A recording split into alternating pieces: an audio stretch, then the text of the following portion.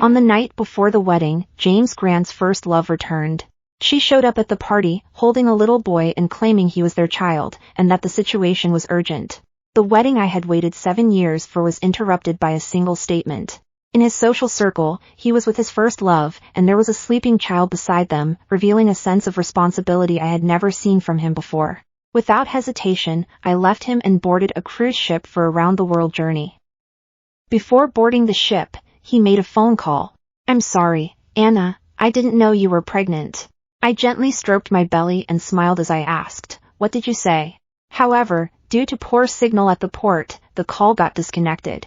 On the night before the wedding, James Grant invited a group of friends to have a bachelor party in the wedding suite. Halfway through the party, a young woman dressed like a cleaner walked in, holding a little boy's hand. She appeared very nervous and quickly said, "I'm sorry, this is my child. He is sick, and I can only keep him by my side. Please don't kick me out. Give me some money, and I am willing to do anything." When she looked up, everyone was surprised and stopped what they were doing.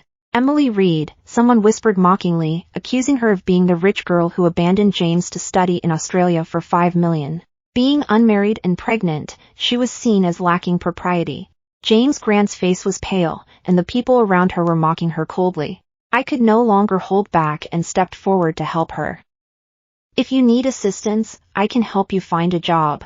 But James Grant suddenly shoved my hand away and replied coolly, "Don't pretend to be kind here." I was taken aback. He had pursued me for 7 years and had never spoken harshly to me, but today was an exception. The little boy next to us tore open the wedding candies that were to be distributed tomorrow, scattering them all over the ground.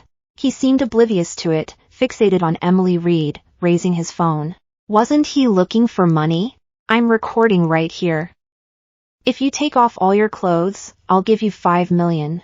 That's really too much." I've never seen anyone as rude as James Grant.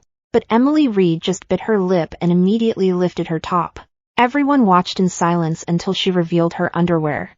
James Grant felt regret as he tossed aside his phone, wrapped his long coat around her, and held her close. "Such an unreasonable demand. Do you really think I would agree to that?" he said through gritted teeth. "Emily Reed, how could you do this?" She looked at him, suddenly breaking down in tears, feeling wronged. "Yes, I am exactly like this." She pointed to the little boy in the corner who was tearing the guest list into shreds and said, "But he is our child. James was sick, and the doctor said his condition was very serious. He wouldn't live to see his 10th birthday." James Grant was taken aback upon hearing this. I quickly stepped forward, trying to stay calm, and told him I would take care of the child's expenses. "Once you take the money, don't go near him again. Tomorrow, James Grant and I are getting married, and at this moment, I don't want any interference. James Grant knows that I've waited 7 long years for this wedding. I thought he would stand by my side, but unexpectedly, he suddenly pushed me away and said, "This is between me and her, Anna Foster, you shouldn't get involved. The wedding can be postponed." He adjusted Emily Reed's dress, cradled the child in one arm, and, with her in the other, walked out of the villa without looking back. James Grant's friends looked at me with a mix of pity, sarcasm, and a hint of schadenfreude. Meanwhile, I was crouched on the ground, picking up the pieces of the chaos. The candy box I had designed with my own hands had been damaged by that little kid, and I felt a deep sense of sadness that made tears stream down my face. Just the night before, James Grant had held me in his arms, gently patting my back and kissing my forehead. He had pursued me for 7 years, and I finally opened my heart to him, sharing my most vulnerable side. He said that I had a tough time in the past, and now he would give me the best. He bought me the most expensive wedding dress and booked the hotel penthouse for 6 figures a day. I had planned to tell him about my pregnancy tomorrow as a surprise. But unexpectedly, Emily Reed and that child appeared out of nowhere. I heard that Emily Reed was James Grant's first love. When their relationship was at its best, she chose to terminate her pregnancy for $5 million and didn't hesitate to break up with him. Since then, James Grant's resentment towards her deepened. Yet today, I truly saw the way he looked at her, filled with passion and emotion. Clearly, he still loved her. Back at my house, I kept making phone calls until the evening. Notify the wedding planning company and all the guests that the wedding has been cancelled. The last call I made was to my brother, John Foster. He was very angry and accused me of being incompetent, unable to hold on to a man. He hopes that I can help him manage the company's affairs. In my heart, I thought, this is not just your company, it's the Foster family's business, and I deserve a share in it as well. But I didn't say anything on the surface, which only made him angrier. It was impossible to communicate. I really don't understand how you can have such a sister. Forget it, no more talking. Just hurry and transfer me $500,000. I want to gather some money to buy a Ferrari. Suddenly, a hand reached out from behind and gently took my phone away. She has no money, and even if she did, she wouldn't give it to you. James Grant's tone was very harsh.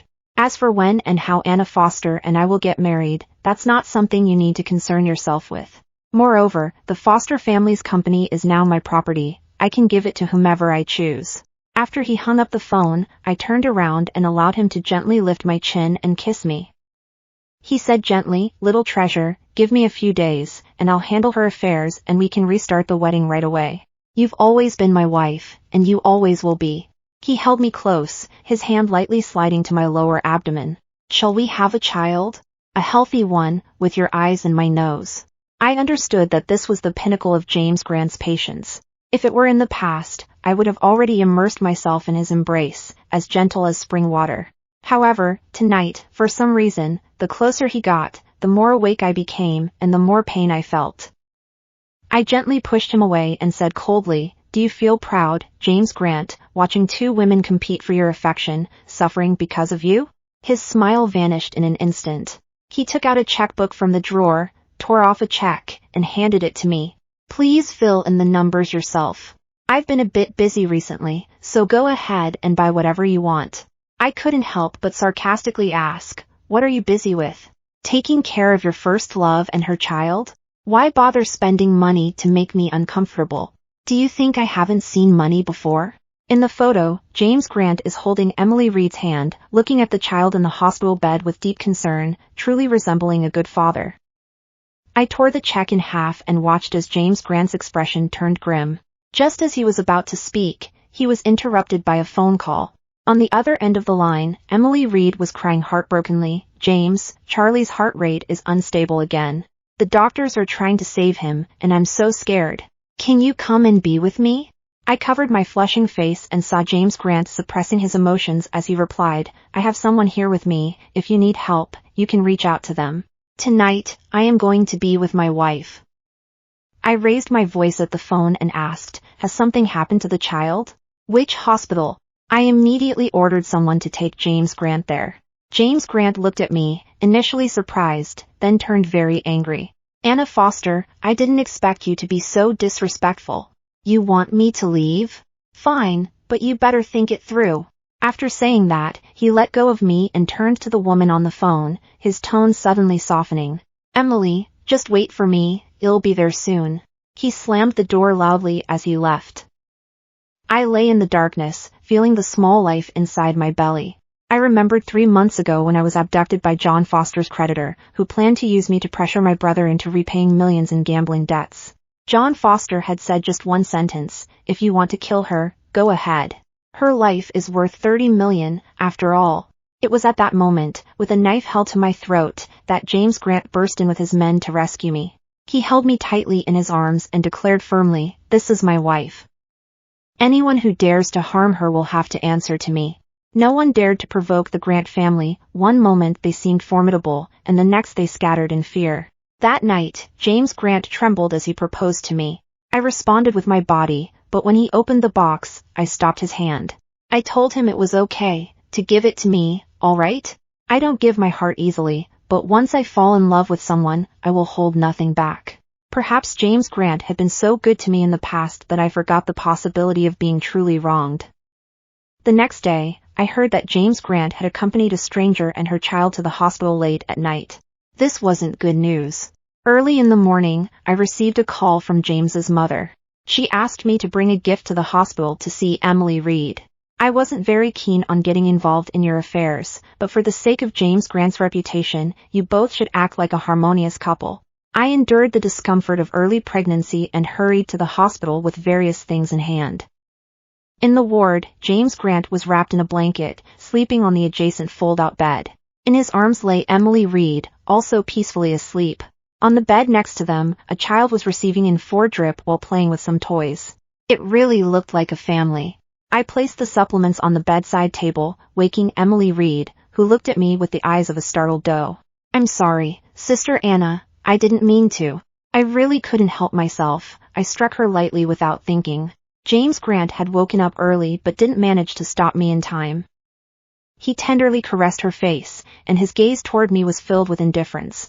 I thought to myself, who would dare to touch Emily? I scoffed, who said I can't have an opinion about a mistress? Emily Reed was crying as she said, "Sister Anna, things aren't as you think." James Grant, wearing a serious expression, said, "Anna Foster, I won't be happy if you keep this up. A woman I don't like means nothing to me. I remember when he first started pursuing me. His friends said that James only came after me out of anger. The truth of it, I would only know if that woman ever returned one day. Back then, I stubbornly refused to believe it. Now, it seems I was wrong." The attending doctor came in for his rounds, and James Grant held Emily Reed as they followed the doctor outside to learn more about the condition. I was filled with heartache when, unexpectedly, the quiet little boy in the hospital bed spoke up, calling me a bad aunt. I asked him, "What did you say?" He lifted his small face to look at me, his eyes full of clear jealousy. "Mommy said you're pregnant, and if the baby is born, Daddy will no longer want me. I hate that aunt. I wish my dad and mom would be together forever." Suddenly, I felt a sharp pain in my lower abdomen. Looking down, I saw a knife plunged into my stomach, blood gushing out. The little boy pulled out the knife and slashed his arm, then began to cry loudly, "Mom, that aunt is bullying me." Emily Reed quickly ran into the house, followed closely by the equally anxious James Grant. He looked at the blood on the ground and the small knife that had fallen beside it, and his expression turned grim. He rushed over, tightly gripping my throat, and said angrily, "Anna Foster, that knife was meant for your protection. It wasn't supposed to be used to harm my son." I struggled to breathe and couldn't find my voice to argue back.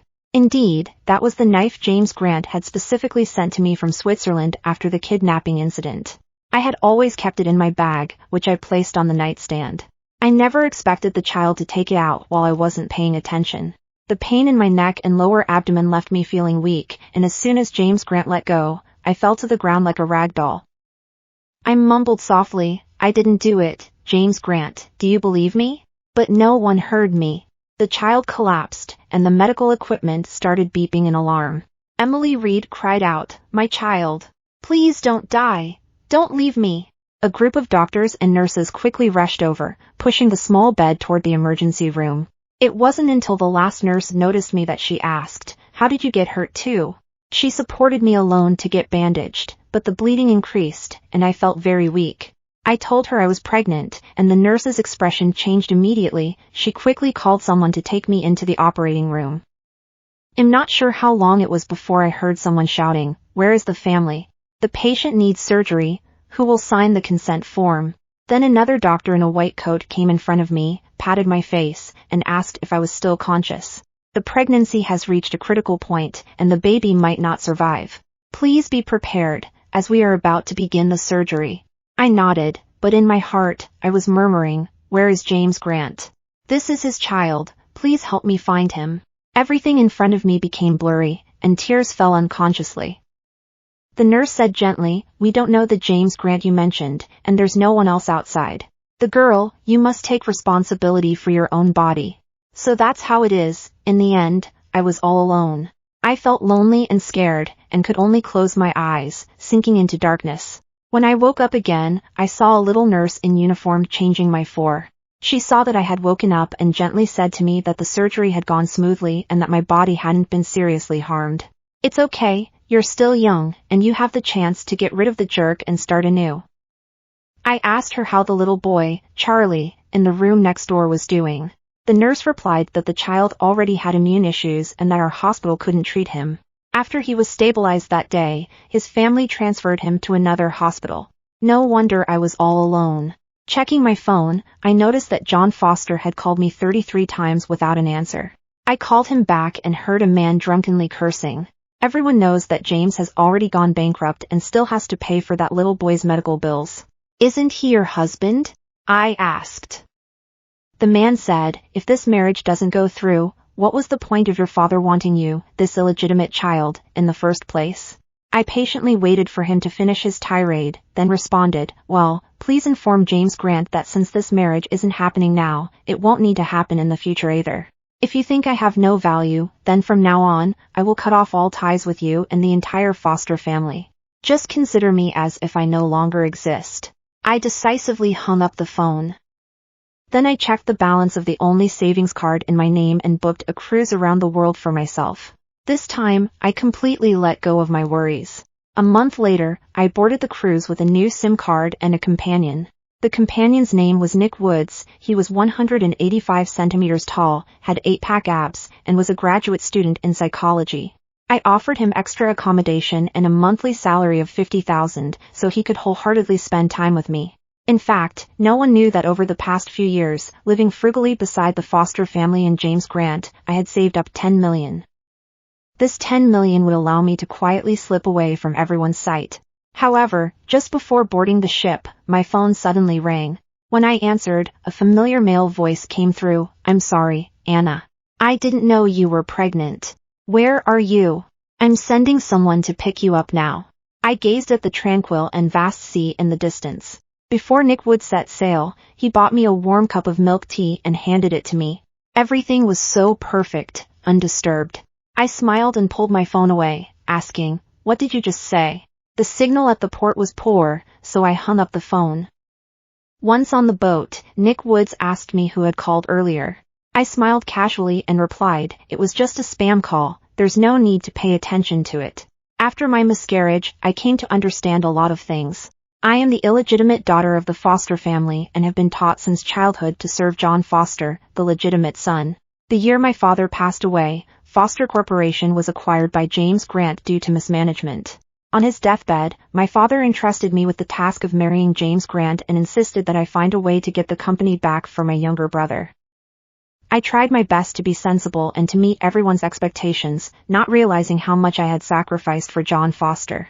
In the end, all I received was their endless exploitation. I thought that marrying James Grant would bring me love, but the emergence of Emily Reed shattered my 7-year dream. No one compares to Nick Woods when it comes to being thoughtful towards me. You know, it's important to live happily for oneself. In the cabin, I lay on his lap, allowing him to feed me the sliced mangoes.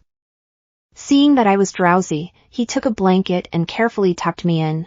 Does it still hurt? They'll go get you some painkillers and brown sugar ginger tea. The biggest issue left by the miscarriage is the menstrual cramps. He let me drink water and take medicine, and he even coaxed me to sleep, making me feel like a little girl being cared for. A month later, the ship sailed into international waters and was suddenly surrounded by a fleet of private boats. At first, everyone thought it was pirates, so I went up on deck to see what was happening. As I walked to the bow of the ship, I spotted the tall and stern figure of James Grant. He boarded the cruise ship and exchanged a few polite words in a foreign language with the captain before handing over a check. Then, he approached me. Anna, I knew you would be here. He looked quite tired, but there was an unexpected tenderness in his gaze as he looked at me. He reached out his hand, and I realized I was wrong. Let's go home. Before I could respond, Nick Woods next to me exploded in anger. Who are you? What right do you have to stop the boat and take her away? James Grant showed a disdainful expression, sneering coldly, and who are you? You're nothing more than someone trying to provoke me. Compared to me, you're still far behind. After saying that, he attempted to grab my hand, but was quickly swatted away by Nick Woods, who shouted, "Don't touch her." I frowned at the side, while James Grant raised his voice and asked Nick Woods, "What is your relationship with her?" Nick Woods glanced at me and gritted his teeth, saying, "I'm her boyfriend." With that, he swung a punch at James Grant. This reminds me of a time when I got drunk and shared my background with Nick Woods, which is why he recognized James Grant and wanted to help me.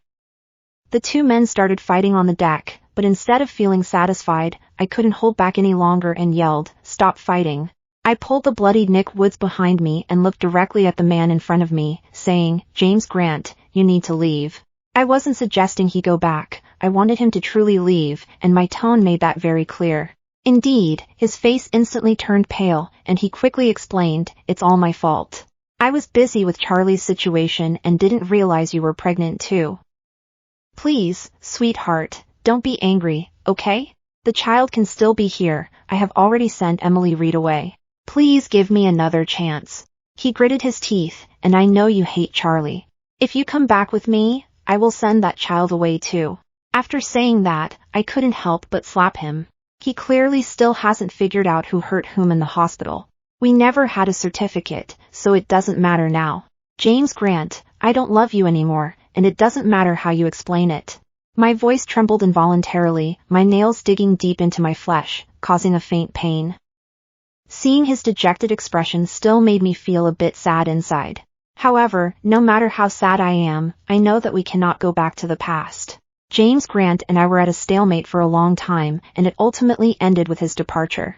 As he was leaving, he said to me, "I'll come to get you when you're done playing." This statement made me feel very uncomfortable. The Grant family has a strong background, and even if I change my phone number, James Grant will still be able to find me. If he wants to get involved, I have no way to resist. After the crowd dispersed, I saw Nick Woods at the back, his face covered in blood. I took care of his wounds and then transferred him 200,000 yuan. This money is a compensation for 3 months of your salary and the cost of your plane ticket. Once you leave the ship and return to your country, our deal will be over. Nick Woods looked at me in disbelief and asked me why. Because you overstepped your boundaries. I sighed. His unsolicited defense for me added to my sense of responsibility. The role of being a companion had become unclear, so it had to end here. A woman doesn't necessarily need to rely on a stable partner. As long as she has money, she can attract the right person. At the next stop, Nick Woods got off the boat with a lackluster demeanor. I felt a wave of exhaustion as well, and over the next 6 months, I didn't seek any new companions. Traveling alone can sometimes have its own charm. By the time I returned to my country, it was fall. I took a deep breath as I stepped off the boat, and outside the port was a row of black sedans. John Foster approached with a smile and said, "Sister, you're back." I was taken aback by his sudden show of respect. However, upon seeing the fierce gaze of the Grant family bodyguard directed at John Foster behind me, I immediately understood everything. It seemed that James Grant had privately dealt with John Foster while I was away, all in an effort to please me, ensuring that he would no longer dare to be rude to me. I did not resist and allowed them to take me to the villa that had originally been prepared as our wedding house. When I was brought into the study, James Grant was sitting behind the desk, and upon seeing me enter, he pushed a contract towards me. His expression was gentle as he said to me, "Xiaobao, I've got the company you've always wanted back for you." It was a share transfer contract, indicating that the shares of Foster Corporation, which had been previously acquired, were completely returned to me. He got up and tried to hug me from behind, asking, "Xiaobao, did you have a good time outside?" I decided to put our wedding plans back on track, using the decorations we had chosen together before. "If you're willing, we can hold it tomorrow." I took a step back to avoid his embrace and didn't take the contract. I shook my head with a smile. I no longer needed the wedding or the company. In the past, I saw myself as the daughter of the Foster family and the sister of John Foster, which is why I was so invested in my father's business. But now, I am just Anna Foster, and I have no ties to anyone. I have left behind a family that doesn't care about me, so I have no obligation to meet their expectations. As for you, I glanced at James Grant, who looked stunned, and I felt even less inclined to pay him any mind. I tried to walk past him and leave, but he called out to me. "One more thing," he said, "Emily Reed is your half-sister. She wants to meet you." After leaving the villa, I called a car and arrived at the cafe where Emily Reed had arranged to meet me. She sat across from me, and after not seeing her for over half a year, she seemed to have matured quite a bit. "Did James tell you everything?" This was the last wish I entrusted to him before I left. I suppressed the complex emotions in my heart and calmly asked, "Is there something you want to get from me by specifically telling me this?" A lot happened while I was away. First, the creditors from the online loans and Emily Reed's exes began to show up, and they were discovered by James Grant. During the years she was away from him, she took $5 million to Australia, but she didn't actually go to school. Instead, she frequently visited casinos and mingled with many wealthy young men. Before long, the $5 million ran out, and she accumulated a significant amount of debt. Emily Reed's life abroad was quite tough, so she had to return home to work and repay her debts. Until one night, she sought out James Grant, asking for his help regarding their child. Upon learning the truth, James Grant was furious. He kept the child and ended up kicking Emily Reed out of the house. As a final gesture of goodwill, I asked James to tell you about this matter. Emily Reed smiled wryly as she handed me the genetic testing report. I just wanted to ask you one thing. Could you please talk to James and let me go back to see Charlie, okay? After reading the report, the results were already very clear, so I got up and left. I didn't agree. Just now, at the villa, I told James Grant that I would be changing jobs and moving. From now on, I have no relationship with you or James Grant. If either of you bothers me again, I will call the police. Even if Emily Reed is my sister, what difference does that make? I don't believe that I should bear such a heavy responsibility just because of this blood connection. To my surprise, she suddenly stood up and threw her arms around my thigh. With tears streaming down her face, she pleaded, I beg you, my ex-lovers have been causing me trouble lately, and as soon as I leave the cafe, they're on my case.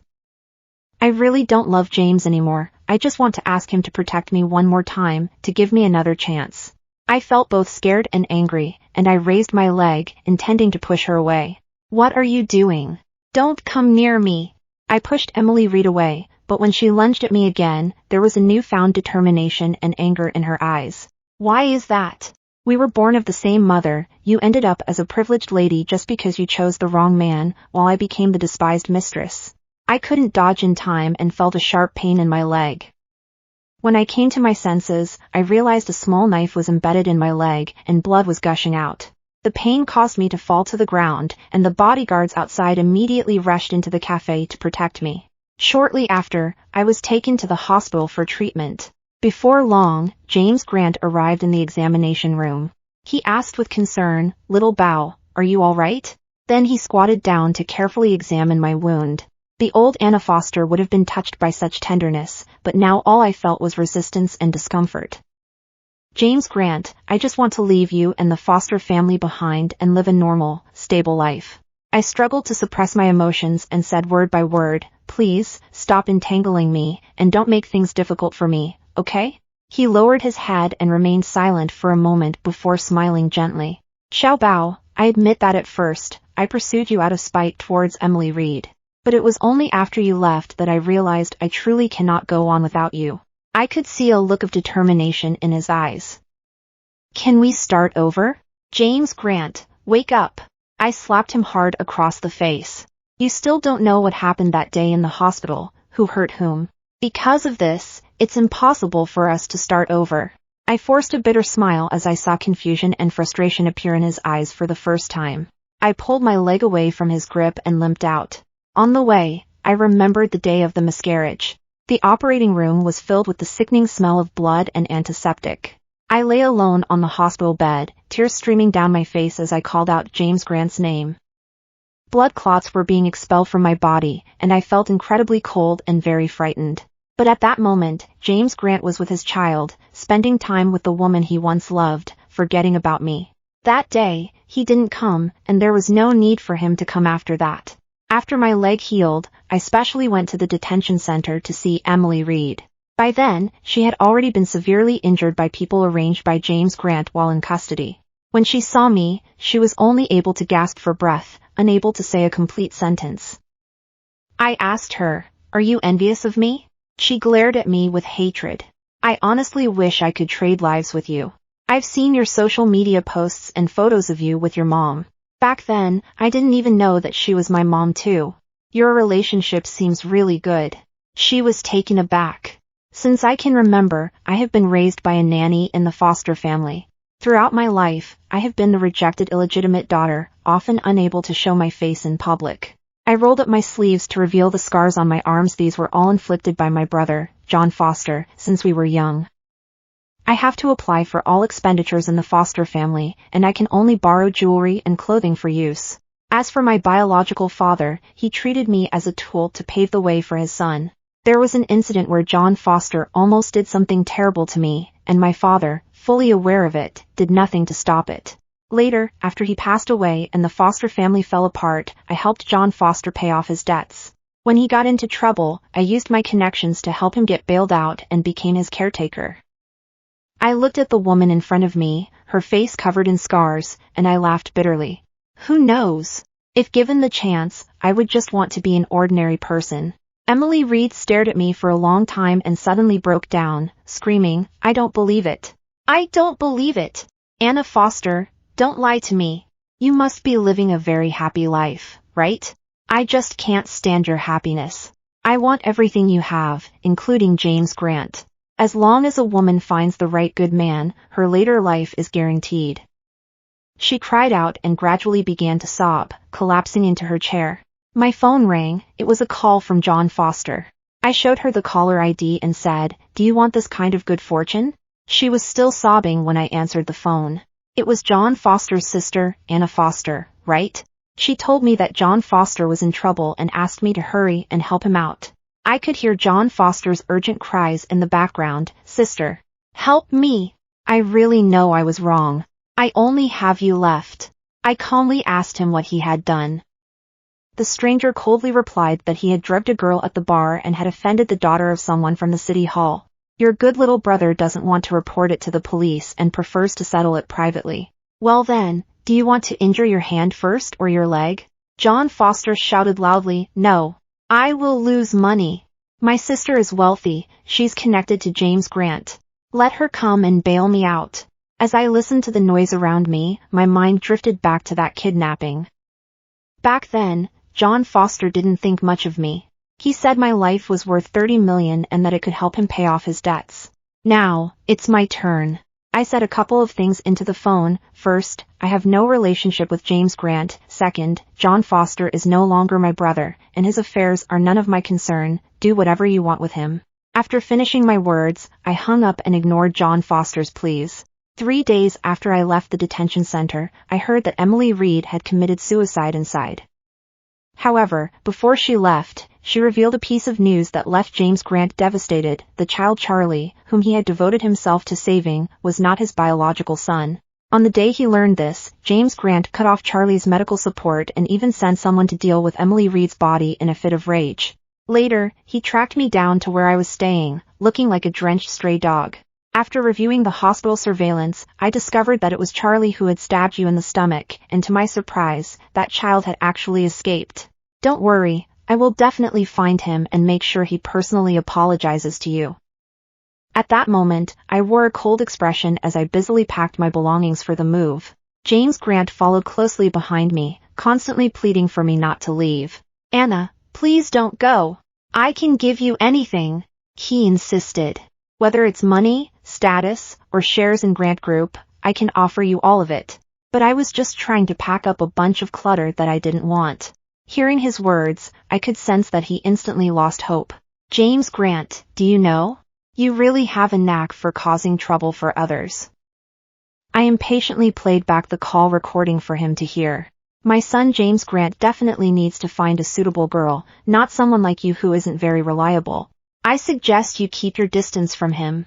James's mother acted very high and mighty. Sister, let's clarify the situation. It's your son who has been bothering me this whole time. I haven't reported this to the police yet, and I've already been very considerate to you. What's wrong? Is it just because you have a bit of money that you think you're so important? I'm saying this outright. This is my attitude. James Grant didn't shy away. Instead, he moved closer to me and said, What does my marriage have to do with my mom? I'll find a way to keep her from bothering you in the future. By the way, didn't you say you wanted to go on a honeymoon? I'll call and make arrangements right now. He seemed a bit dazed, and with a sigh, I picked up my phone and dialed for the police. Hello, police. There's a stranger who has broken into my home and is persistently bothering me. Please come and handle the situation. He seemed surprised that I actually called the police and stood frozen there. That time, the police arrived and took James Grant away. After that, he strangely stayed quiet for a while. Until one day, the news reported that a kid named Charlie reappeared on the rooftop of Grant Group. Charlie is the son of Emily Reed and an unknown lover. At that time, he was on the brink of death due to a lack of medical support. Sitting on the rooftop, he was as thin as a sheet of paper, softly saying, I want Dad, I want Dad. The dad he referred to was, of course, James Grant. The fact that the sole heir of Grant Group had an illegitimate child was thus made public. People who are unaware of the truth feel sorry for the child and harshly criticize James Grant, deeming him utterly irresponsible, even neglecting the child's well-being. However, while watching the live broadcast on television, I couldn't help but think that children can sometimes be smarter than many adults. This little boy has even resorted to self-harm to frame me. Now, he is trying to drag James Grant down with him, burdened by his own pain. In front of everyone, this child leaps off the roof of an 88-story building. The stock price of Grant Group nearly halved due to this turmoil. No one wanted to marry into the Grant's mess.